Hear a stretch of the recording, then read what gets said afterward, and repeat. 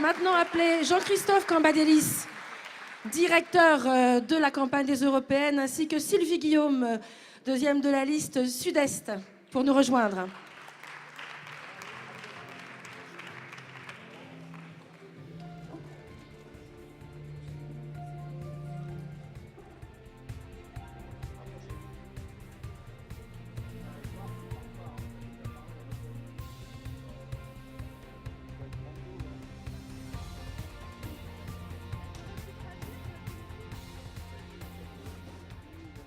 Chers amis, chers camarades, nous abordons la dernière ligne droite de ce rassemblement des secrétaires de section et nous allons pouvoir discuter avec les têtes de liste ou leurs représentants des grands problèmes qui vont jaillir dans cette campagne.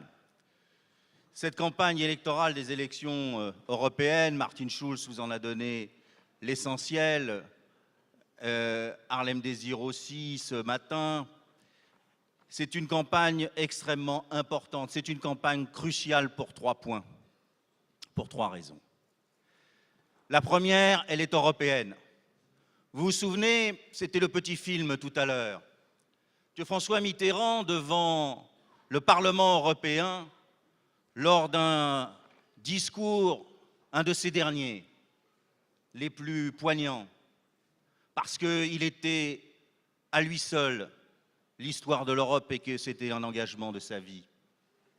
Il dit à l'Assemblée réunie, un jour peut-être, un jour je le souhaite, vous serez l'Assemblée constituante de l'Europe. Eh bien, lors des prochaines élections européennes, il y aura une première forme d'Assemblée constituante, car pour la première fois, au niveau continental, l'ensemble des Européens pourront décider qui sera leur représentant à la présidence de la Commission. C'est un vote qui est, de ce point de vue, historique, et nous voulons, nous socialistes, y participer et l'emporter.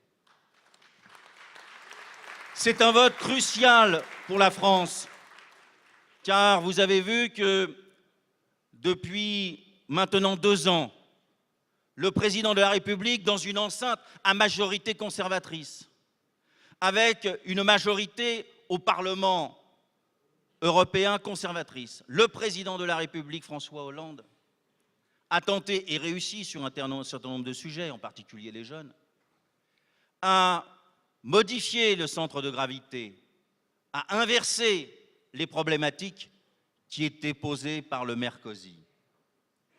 Eh bien, le président de la République, qui est aux avant-postes, qui était en avant-garde, qui était quelque part notre délégué au sein de cette assemblée de conservateurs, eh bien, la France a besoin, le président de la République a besoin, pour continuer la réorientation, d'une majorité au Parlement européen, d'une majorité progressiste, qui mette au centre de ses préoccupations non l'austérité, mais la croissance. Enfin, c'est crucial pour nous socialistes, évidemment parce que nous présentons des listes et que, à partir du moment où on est candidat, on a envie de les gagner. Mais c'est crucial aussi parce que nous sommes aujourd'hui en responsabilité au sein du Parti socialiste européen, que nous avons combattu dans le Parti socialiste européen pour une orientation qu'a résumée magistralement Martin Schulz tout à l'heure. Et vous avez entendu des accents qui vous rappellent les prises de position du Parti socialiste depuis des années. C'est l'aboutissement du travail mené par nos parlementaires européens, qui ont été, il faut bien le dire, pas toujours entendus au sein du Parti socialiste européen, mais qui aujourd'hui sont au centre de gravité de ce dernier. Eh bien, si nous l'emportons, si nous progressons, et nous allons progresser dans ces élections, assez de sinistrose, eh bien, les socialistes pourront permettre que le programme que nous avons élaboré puisse s'effectuer. Et enfin, crucial pour une raison que vous connaissez tous, il y a comme un vent mauvais dans l'Europe.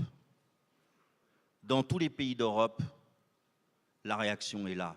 Ce que nous avons vu à l'instant en Espagne est l'expression de cette réaction à l'œuvre dans tous les pays d'Europe. Il y a en Europe aujourd'hui une europhobie nationaliste contre l'Europe. Il y a en Europe en ce moment une xénophobie rampante. Et il est de l'honneur des socialistes, comme souvent dans l'histoire, de se lever face à ce vent mauvais et de faire en sorte que le mouvement du progrès reprenne le dessus et que nous soyons tous en capacité de donner un avenir à l'Europe qui est celui d'une Europe progressiste. Alors, chers amis, chers camarades, il faut faire vite. Donc, je donnerai d'abord la parole à Isabelle Thomas pour 3 minutes. Je suis là pour ça. Hein. Bien, bonjour à toutes et tous. Jean-Christophe vient de le dire. Il y a danger. Il y a danger de repli national, de xénophobie, mais il y a, je dirais même, danger pour l'idée européenne, avec le risque, à l'issue des élections du 25 mai prochain, qu'il y ait au sein du Parlement des groupes anti-européens, xénophobes, conservateurs, ultra-conservateurs, qui soient non pas majoritaires sans doute, mais il n'y a pas de majorité absolue au sein du Parlement européen, mais qui prennent une place importante. Alors, le problème, c'est que, bien sûr, ils font valoir que c'était mieux avant l'Europe. Ils ont complètement éliminé l'idée que peu importe que l'économie soit mondialisée, peu importe la géopolitique d'États continents qui fait que, comme l'a dit Martin Schulz tout à l'heure, les vieux États-nations comme la France ou comme le Royaume-Uni aujourd'hui, face aux États-continents de la Chine ou de l'Amérique du Nord, ne pèsent pas grand-chose et qu'il faut qu'ils soient solidaires. Le problème, c'est que ces groupes, ces forces politiques recrutent et l'enquête Ipsos d'il y a quelques jours annonçait que 70% des sondés pensaient qu'il fallait renforcer la décision nationale au détriment de la décision européenne. Il faut donc réagir. Je crois que nous pouvons relever 2 grands défis pour contrer ces avancées. Ces 2 grands défis, c'est d'abord revenir aux fondamentaux de la construction européenne. Les fondamentaux, les premiers, c'était la paix et la solidarité. Petit à petit, Martin Schulz l'a dit, le marché a pris toute la place. Et finalement, la libre concurrence, ce dogme qui a envahi la Commission européenne et beaucoup de groupes du Parlement européen, eh bien, cette libre concurrence ne s'est pas seulement attaquée aux marchandises, elle s'est aussi attaquée aux peuples et aux travailleurs. Et je voudrais vous raconter une anecdote terrible. Il y a quelques jours, alors que je discutais avec des camionneurs en Bretagne, ceux-ci me disaient « Aujourd'hui, je ne m'arrête plus dans les routiers pour prendre le déjeuner quand je vois qu'il y a des camions avec des immatriculations de Slovénie, de Pologne ou de Lituanie, parce que je ne suis pas du tout raciste, ces gars-là, je les aime bien. Mais j'ai le sentiment, avec la manière dont ils sont payés, dont ils sont traités socialement, qu'ils prennent notre boulot et j'ai peur que ça dégénère en bagarre. Qu'est-ce qui s'est passé ? Avec cette concurrence entre les travailleurs, on a dressé les gens les uns contre les autres et donc l'idée de paix qui était l'idée forte est en train de disparaître. Et puis il y a un deuxième défi, et je m'arrêterai là, Jean-Christophe, je te vois déjà impatient. Le deuxième défi, c'est bien sûr celui de la démocratie. Ça a été dit déjà plusieurs fois cet après-midi. Pour la première fois, nous avons la chance de pouvoir, par le vote que nous ferons sur nos députés, eh bien, voter pour le président de la Commission. C'est un défi démocratique, il faut le faire partager. Il faut aussi que la démocratie européenne soit... En fait, que les Français et que les Européens se réapproprient les instruments démocratiques, qu'ils se sentent situation de pouvoir faire quelque chose. Et nous avons, nous, dans cette campagne, par le débat que nous allons mener, par le débat y compris politique, qui doit être un débat droite-gauche et non pas un débat technocratique. On n'a pas eu le temps, j'ai pas le temps de parler de la Troïka et de la manière dont, effectivement, une bureaucratie s'est emparée du pouvoir sans contrôle démocratique et parlementaire. Il y a beaucoup de travail à faire pour que cette idée européenne de paix et de solidarité soit aussi et devienne une idée démocratique et que nos électeurs ne répondent plus comme ils l'ont fait à l'enquête Ipsos ces derniers jours. Voilà, et pour ça, il faut nous mobiliser et ne pas avoir peur du débat, y compris, cher Pierre, avec nos ministres. Merci beaucoup.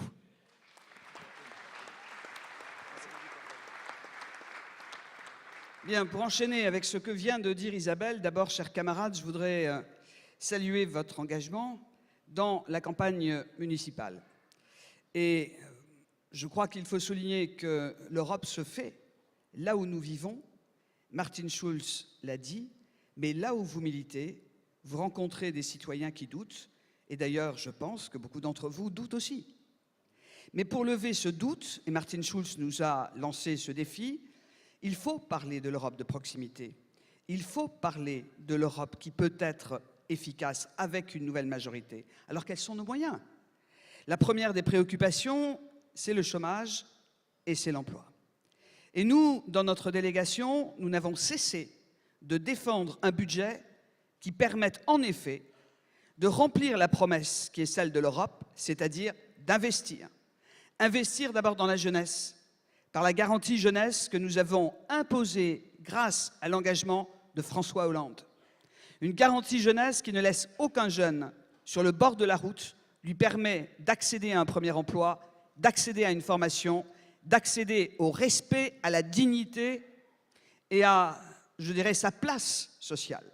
Ça, c'est la première chose que doit faire l'Europe. Investir dans les compétences, investir dans les chances de chacune et de chacun de pouvoir tenir son rôle, d'être indépendant économiquement et de trouver un travail. Deuxième chose, on ne peut y arriver qu'en relevant le défi industriel. Nous savons que depuis maintenant plusieurs années, faire une politique industrielle était un gros mot au niveau de la Commission européenne, et ce n'est que dans cette mandature que nous avons pu, avec Bernd Lange, SPD, camarade de notre groupe, engager un rapport d'initiative du Parlement européen pour pouvoir dresser les contours d'une politique industrielle en Europe. Le président François Hollande nous a donné un objectif. D'abord, traiter la base, l'énergie. Et l'énergie, c'est la production, c'est être sûr d'avoir le gaz, l'électricité, les nouvelles énergies renouvelables dont nous avons besoin. Mais c'est en même temps le prix de l'énergie. Le prix pour les entreprises, ça s'appelle la compétitivité. Mais le prix de l'énergie, ça s'appelle la facture à la fin du mois. Donc s'occuper d'une communauté européenne de l'énergie, c'est aussi garantir l'accès à l'électricité, à toutes les formes d'énergie, à un prix abordable pour le pouvoir d'achat des Français. C'est une politique industrielle qui doit être combative, qui doit être solidaire, car aujourd'hui, les choix énergétiques de nos pays ne correspondent pas les uns avec les autres. Nous devons marquer cette solidarité pour garantir notre indépendance énergétique et la performance de nos entreprises, la base. Deuxièmement, que ce soit dans les villes ou dans les campagnes, nous avons besoin de relancer l'industrie manufacturière, celle qui permette d'avoir entre 2,5, 3 emplois par emploi dans cette industrie. Et nous avons passé de 20% de ce que représentait cette industrie manufacturière dans le PIB à 15% en 15 ans.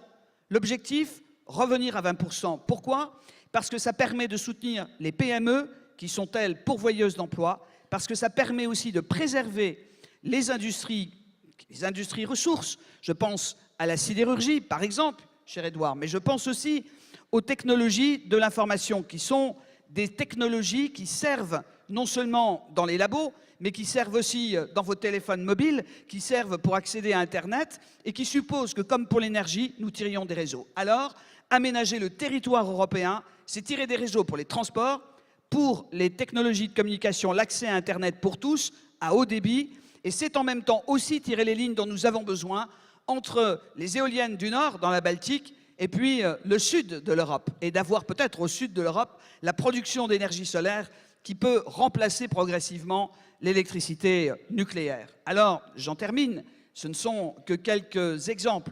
Mais je voudrais vous dire, chers amis, que dans cette campagne, nous allons partir dans une campagne pédagogique pour expliquer ce que nous avons fait, ce que nous pouvons faire si nous avons cette majorité. Je pense que nous nous retrouverons sur le terrain.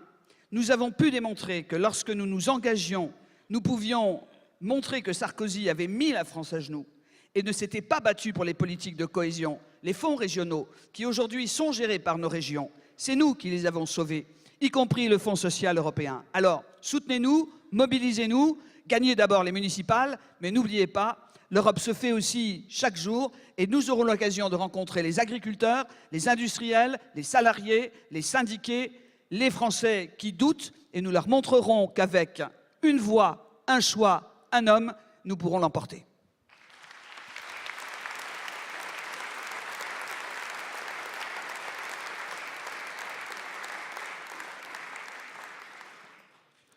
Bonjour à tous.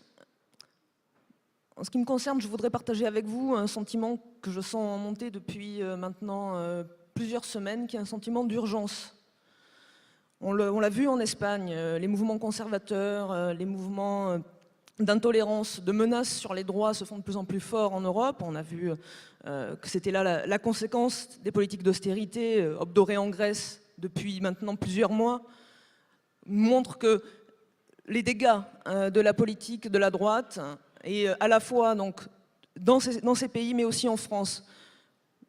J'ai été atterrée de voir les menaces contre l'école, la manifestation du week-end dernier. C'est formidable d'apporter notre solidarité aux femmes espagnoles, elles en ont besoin, et nous devons être à leur côté. Mais regardons aussi chez nous. Regardons chez nous. Le sentiment anti-européen, la xénophobie, le racisme, l'intolérance, l'homophobie, tout ça c'est aussi chez nous.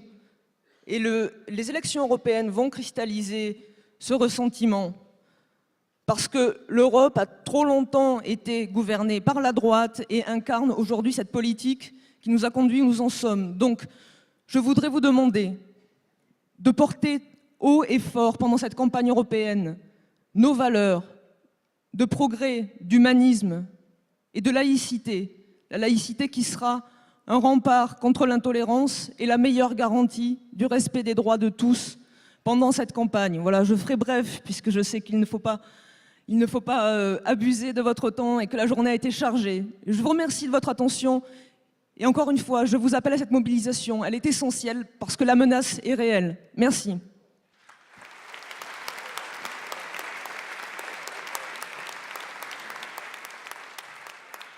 Quelques mots à mon tour, et en tant que tête de liste pour la grande circonscription Nord-Ouest, combien je suis heureux d'avoir entendu écouter tout à l'heure Édouard Martin, mon voisin, notre voisin, puisque nous allons faire tandem entre le Grand Est et le Nord-Est, avec deux régions, deux grandes circonscriptions qui ont au cœur les difficultés des salariés et au cœur des grandes politiques industrielles. Et ça va être intéressant aussi, puisque j'ai à mes côtés dans la liste, au-delà d'avoir Claude Roiron qui est avec moi numéro 2, des syndicalistes, des ouvriers qui sont aussi là. Je pense à Jean-Louis Cotigny du Pas-de-Calais qui a longtemps milité dans un grand syndicat. Et puis je pense à Nicolas Vincent qui est là également, qui était le patron d'un syndicat à Petroplus encore récemment avec les luttes qu'il a développées, comme toi, tu as développé, Édouard. Et je voudrais, pendant quelques minutes, aborder un des fléaux de cette Europe. C'est le dumping social. Montrer du doigt que cette Europe n'est pas sociale. Et comme tu le rappelais tout à l'heure dans ton intervention, et comme le disait à l'instant Martin Schulz, et c'est pour moi aussi une deuxième satisfaction que de soutenir Martine. Vous allez dire, tant que Lillois, je ne suis pas dépaysé de soutenir Martine. Oui, le fléau de cette Europe sociale. Ah ouais, bon voilà, ça y est, je pense qu'il y a des nordistes là dans la salle qui viennent de comprendre. Eh bien, simplement, ce fléau social, c'est pour nous une lutte au Parlement européen et aussi, je dois le dire, à la tête du gouvernement. le Conseil européen du 9 décembre dernier a permis une avancée pour lutter contre ce fléau qui s'est accéléré ces dernières années. Plus de 30% d'augmentation en Europe, et notamment dans notre pays, des travailleurs détachés. Ceux que décrivait à l'instant Martin Schulz, qui sont payés dans les abattoirs allemands 3 voire 6 euros de l'heure, alors qu'ils sont payés, les travailleurs dans cette activité en France, plus de 16 euros de l'heure. On le voit bien, il s'agit d'une concurrence déloyale et il s'agit ainsi pour nous non seulement de lutter contre ce fléau, mais aussi d'indiquer que les progressistes et les socialistes que nous sommes là pour lutter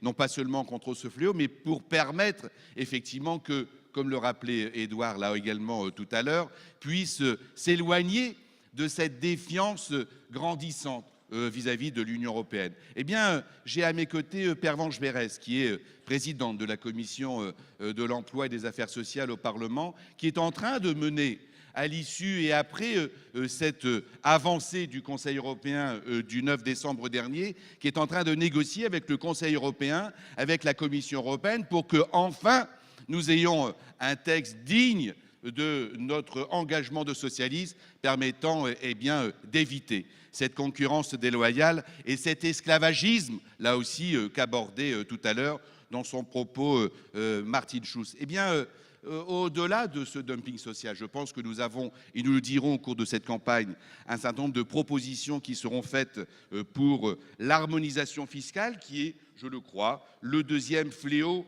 de l'Europe telle qu'elle existe aujourd'hui. Eh bien, je vais conclure pour vous dire qu'il nous faudra donc porter haut et fort notre étendard pour permettre d'avoir demain une Europe plus juste socialement, fiscalement, une Europe plus forte contre le chômage, et notamment le chômage des jeunes, une Europe plus protectrice pour les 500 millions d'Européennes et d'Européens. Oui, en votant pour nous, en nous soutenant, vous allez choisir notre Europe. Notre Europe, c'est une autre Europe.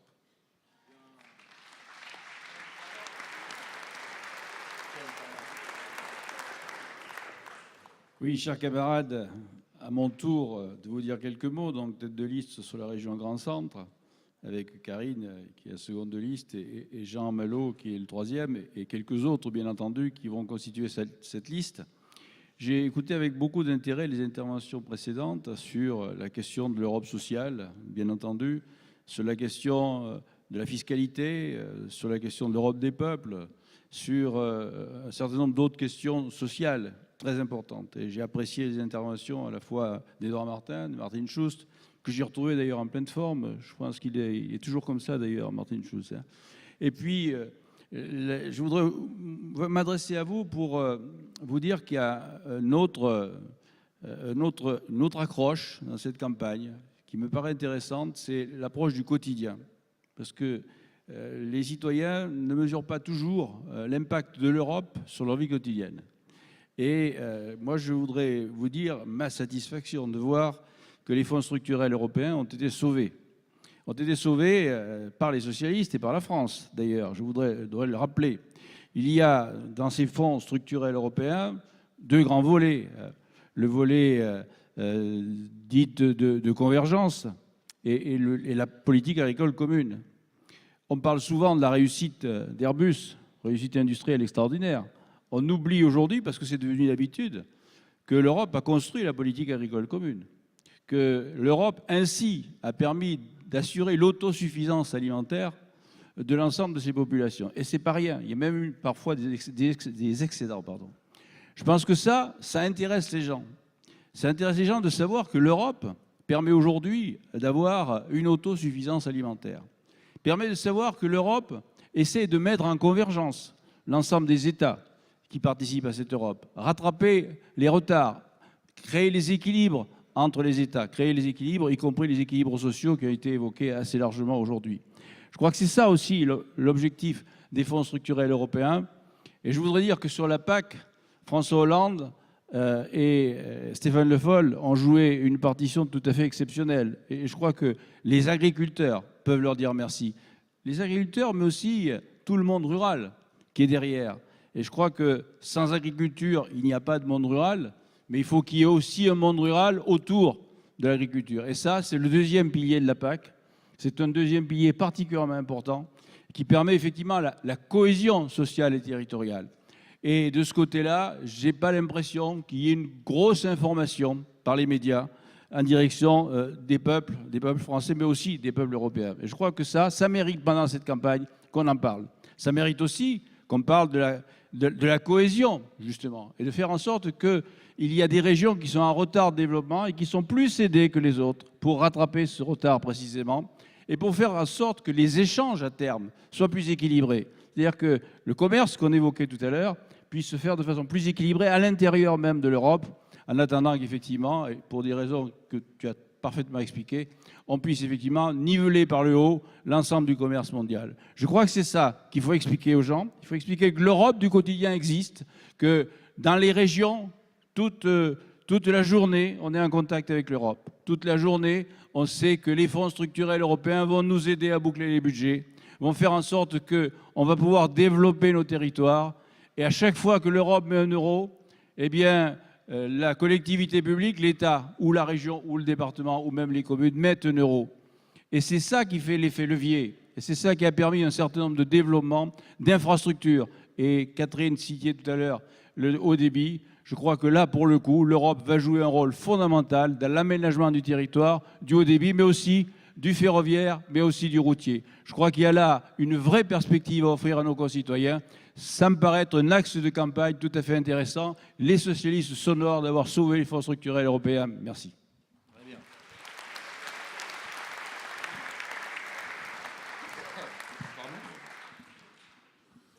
Oui, bonjour. Philippe Leconstant, Premier fédéral de La Réunion et tête de liste des Outre-mer à ces élections européennes. Martin Schulz évoquait en fin de son intervention tout à l'heure la question de la jeunesse. Et c'est vrai que la jeunesse est la première victime de la crise. 6 millions de jeunes au chômage en Europe. Chez nous, en France, 1 jeune sur 4, un jeune actif sur 4 au chômage. En Espagne, en Grèce, 1 jeune sur 2. Dans les Outre-mer, la situation est encore pire. À La Réunion, 58% des jeunes sont au chômage. Pour la plupart d'entre eux, aucune perspective d'avenir. Et donc, nous devons nous féliciter que nos élus socialistes au Parlement européen aient réussi à obtenir une majorité de vote pour mettre en place cette recommandation de l'Europe pour une garantie jeunesse. Et qui concerne les jeunes de moins de 25 ans et les diplômés de moins de 30 ans, les jeunes de moins de 25 ans au chômage depuis au moins 4 mois. Et il s'agit d'offrir à chacun de ces jeunes un emploi décent ou une formation digne de ce nom ou, au minimum, un apprentissage de qualité. Et je crois que nous devons nous en féliciter, bien évidemment. Il appartient après à chaque État de profiter ou pas de ce dispositif. Quelques chiffres, pas beaucoup, mais il en faut, c'est important. En plus des 6 milliards d'euros prévus en 2014 et en 2015, la Banque européenne d'investissement a prévu de consacrer 6 autres milliards supplémentaires par an de 2013 à 2015 et le Fonds social européen y consacrera la même somme. Et nous pouvons être fiers que notre pays, notre gouvernement, la France, se soit déjà engagé dans cette garantie jeunesse, puisque aujourd'hui, une dizaine de territoires en France sont déjà concernés. Une dizaine d'autres devraient l'être durant cette année 2014. Il s'agit au final de permettre à 100 000 jeunes en France, sur des territoires clairement identifiés, de pouvoir bénéficier de cette garantie. Le gouvernement a prévu 30 millions d'euros dans son budget 2014, 1 600 € de crédit d'accompagnement par personne et une allocation mensuelle de 433 € à laquelle s'ajoute l'aide au logement dont ces jeunes pourront bénéficier. Je ne vais pas être plus long, je ne vais pas donner d'autres chiffres. Je dirais simplement que la jeunesse doit être aujourd'hui une priorité de l'action de l'Europe, parce que les jeunes sont évidemment un pilier essentiel et doivent être un pilier essentiel de la relance économique. Et disons-le clairement, toutes les politiques européennes aujourd'hui doivent inclure chacune une priorité jeunesse. Merci de votre attention.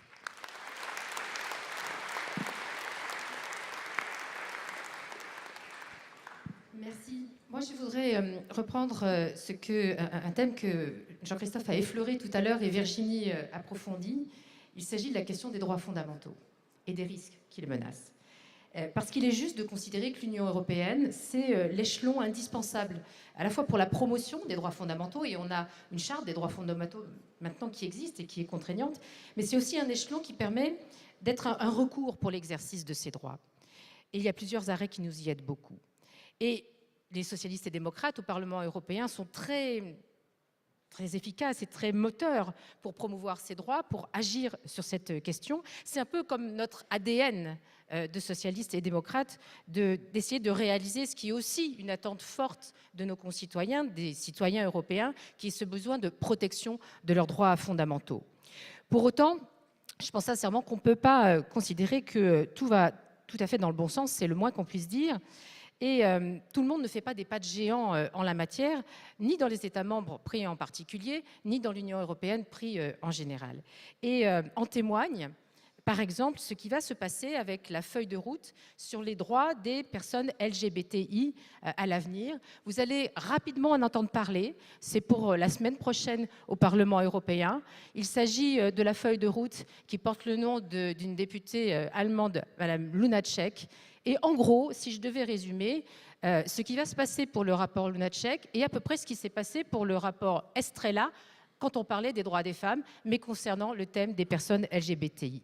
C'est-à-dire que ce texte qui fait le relevé de ce qui ne va pas bien, des peurs, de l'isolement et quelquefois du harcèlement que les personnes ont concernant leur orientation sexuelle, ce texte qui met en garde contre des dérives, ce texte qui met en perspective justement un plan d'action au plan européen pour lutter contre l'homophobie, pour lutter contre la transphobie, des choses très réfléchies et tranquille, allais-je dire.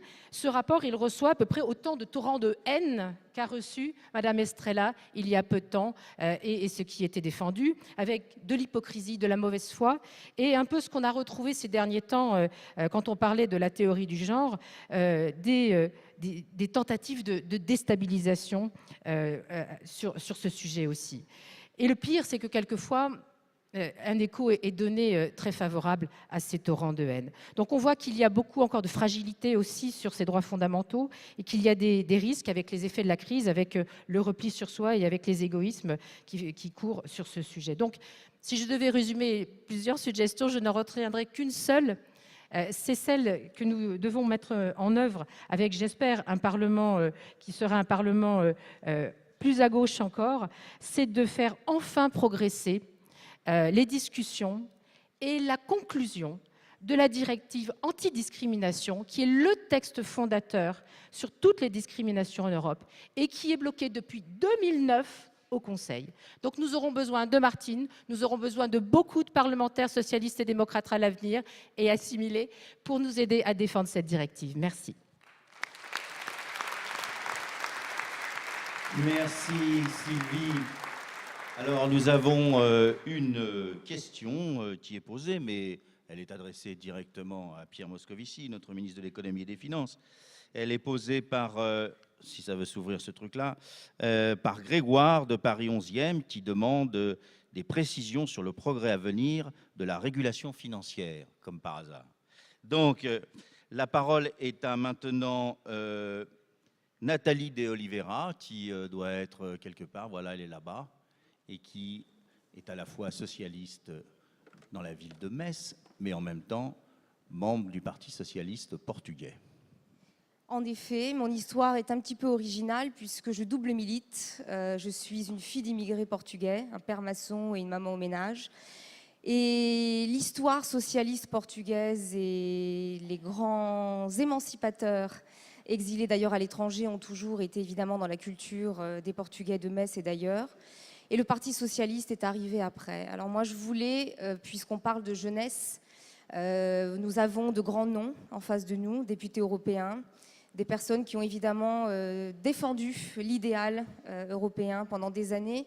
Et je prends la parole pour leur dire que nous continuons, nous serons à leur côté évidemment pendant cette campagne, nous l'avons déjà été, et nous continuerons cet engagement jusqu'au bout, c'est-à-dire jusqu'à ce qu'advienne une société des égaux. Alors, quelques mots simplement évidemment pour rappeler que 60 ans, c'est très peu à l'échelle d'une civilisation, mais en fait, il aura fallu à peine plus de 50 ans pour mener à bien une révolution. Et cette révolution, c'est passer de l'affrontement des nations à leur union par la seule force de la raison. Ce que j'aimerais dire ensuite, c'est qu'évidemment, faire campagne pour l'Europe en France au moment de la bataille des municipales, ce n'est pas simple, mais c'est tout à fait possible.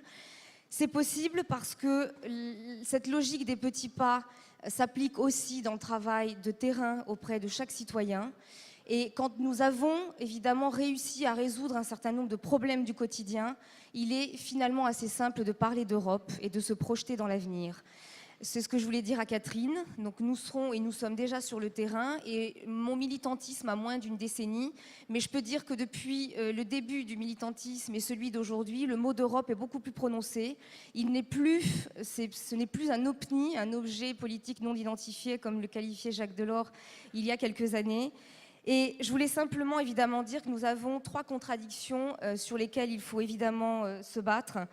Bien entendu, nous avons avancé en termes institutionnels et politiques. Il y a un niveau d'intégration politique gagné grâce à des personnalités et à des militants convaincus comme Martin Schulz. Nous sommes arrivés à l'élection, ou presque, du président de la Commission européenne, donc dans quelques mois, que je souhaite évidemment aux socialistes et voir Martin Schulz à la tête de la Commission européenne. Dire que nous devons évidemment déconstruire et en tout cas lutter contre un certain nombre de contradictions majeures. La multiplicité d'effets directs sur la vie quotidienne des citoyens européens, mais d'institutions qui restent finalement peu connues ou encore étrangères. Une demande d'Europe davantage protectrice, mais dans un cadre de référence strictement celui de l'État-nation. Une critique constante demande de démocratie, mais des élections européennes qui continuent à battre des records d'abstention. Comme le disait Jean-Christophe Cambadélis, la bête immonde ne dort pas, elle gronde. Et je me permets de citer un grand résistant socialiste portugais qui a dit il y a quelques mois encore que sur l'Europe, la nuit peut tomber, mais seul celui qui espère verra l'inespéré. Nous sommes socialistes européens, nous savons ce qu'est le courage, nous savons ce qu'est l'espoir, et vive l'Europe, nous sommes prêts pour cette grande campagne. Merci. Alors Philippe Bert des Hauts-de-Seine va dire 2 mots, je dis bien dit 2 mots, et Pervenche Berès va répondre à ces 2 questions, puis la parole sera à Pierre Moscovici. Et alors, qui? Oui, bonjour. Je voudrais revenir sur la campagne évoquée par Jean-Christophe. Nous allons fêter cette année le 35e anniversaire de l'élection des parlementaires européens au suffrage universel direct. Depuis 35 ans, la participation n'a cessé de régresser au point d'atteindre 40% en 2009. Pourtant, en 2009, nous étions au cœur de la plus grave crise financière que nous ayons connue. Les conditions étaient réunies pour notre victoire, nous avons échoué. Cette question lancinante de la participation, elle est bien entendu présente dans nos esprits, mais je crois que cette fois-ci, l'heure est grave.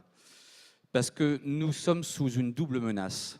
Celle de l'absence de mobilisation de nos électeurs et à l'inverse de la forte mobilisation des citoyens en colère ou hostiles à l'Union européenne, perçue comme une puissance étrangère, synonyme d'austérité libérale subie. Parce que l'Union européenne ne tient pas ses promesses lorsque les citoyens ont la perception qu'elle n'a aucune valeur ajoutée dans la mondialisation. Quels que soient nos engagements ou nos propositions, nous ne serons pas audibles si nous ne commençons pas par les bases. Et je voudrais mettre en avant une triple exigence qui se présente à nous. La première, c'est qu'il nous faut rappeler les compétences de l'Union européenne et donc la responsabilité des gouvernements, de droite majoritairement, dans l'état actuel de l'Union européenne. La seconde, c'est qu'il nous faut défendre et populariser l'acquis de l'Union européenne, l'action du Parlement européen et les victoires du PSE touchant à la vie quotidienne des gens qui nous jugent sur les résultats. Et je voudrais féliciter la délégation socialiste française au Parlement européen pour ce petit ouvrage qui, j'espère, sera distribué à une très grande quantité.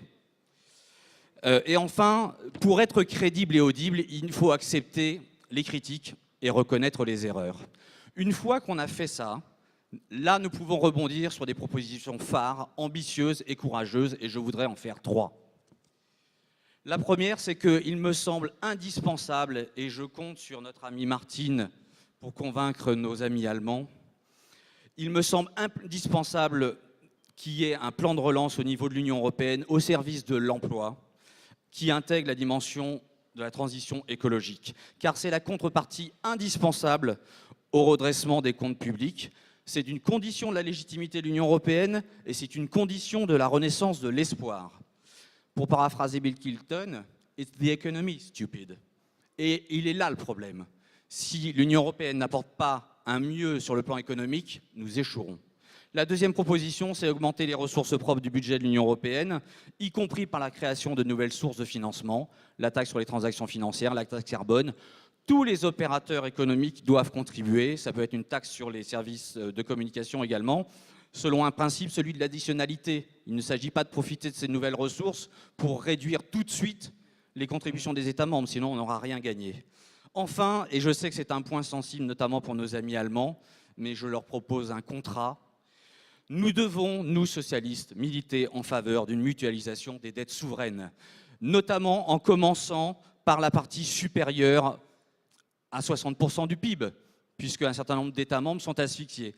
Et ça doit être le deal en contrepartie d'une discipline budgétaire supervisée au niveau de l'Europe. Voilà. Pour finir, je voudrais rappeler que l'Union européenne est et doit rester solidaire. L'interdépendance entre les États membres, c'est une réalité. Par conséquent, la péréquation financière entre les territoires, c'est une nécessité. Si nous oublions ça, nous perdrons la cohésion sociale et le sentiment d'adhésion des citoyens en faveur du projet européen.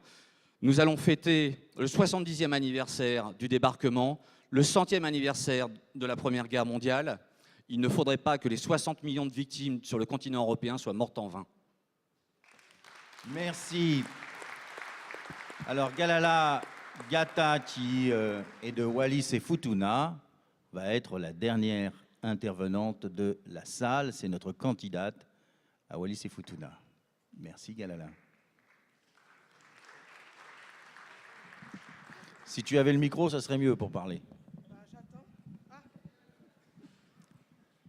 Merci. Voilà, je n'ai plus besoin de me présenter. Je suis première secrétaire fédérale des îles Wallis et Futuna, une fédération du Parti socialiste nouvellement créée. Wallis et Futuna sont 2 îles du Pacifique Sud, qui est quand même à 22 000 km de la métropole. Et ce n'est pas parce qu'on est loin qu'on ne connaît pas l'Europe. Enfin, en Outre-mer, ce n'est pas assez connu, mais l'Union européenne apporte quand même une aide réelle. Wallis et Futuna est un PTOM. Le montant de l'aide de l'Union européenne au PTOM pour la période 2014-2020 s'élève à peu près à 365 millions d'euros par le biais des fonds européens de développement.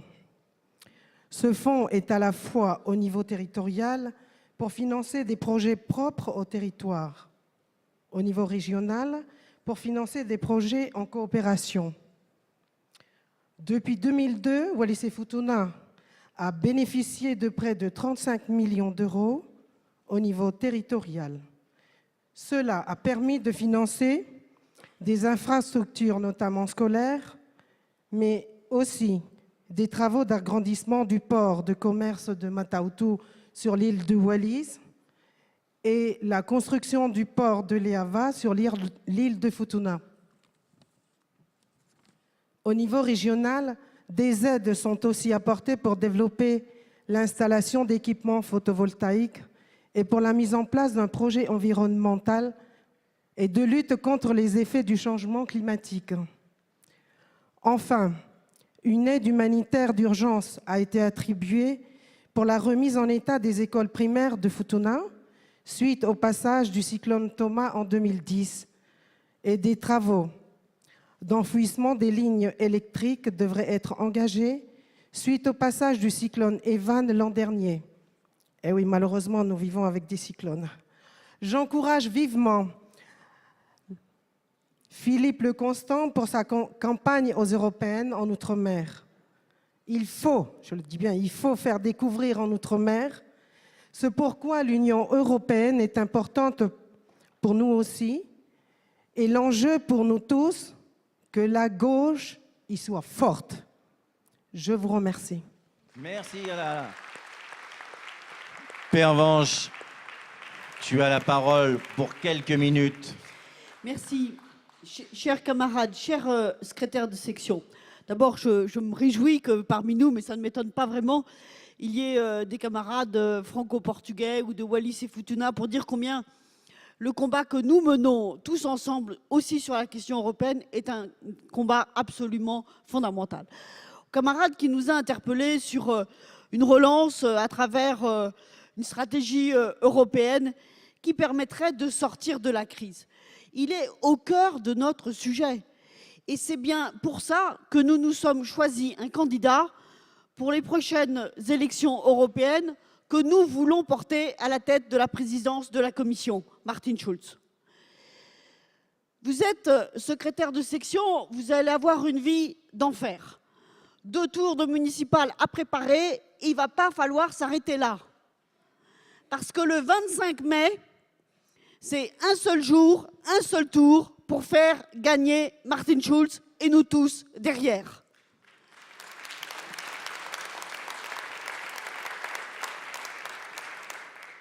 Dites-le autour de vous, les camarades ne le savent pas. Donc nous, on compte sur vous aussi. On va vous aider, mais il faut aussi que vous nous aidiez. Et puis, le camarade a dit tout à l'heure, l'Europe, on l'accuse de toutes les crises. Mais ceux qui, à droite, vont nous expliquer qu'ils vont changer l'Europe, ils la gouvernent quand même depuis un certain temps.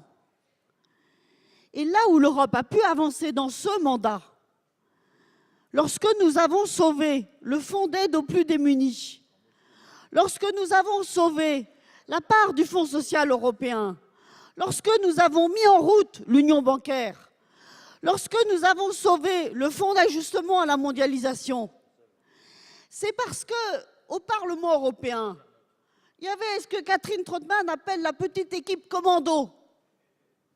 On était 14, on a fini à 13. J'espère que la prochaine fois, tous ceux qui seront élus sur les listes socialistes resteront au groupe socialiste jusqu'au dernier jour.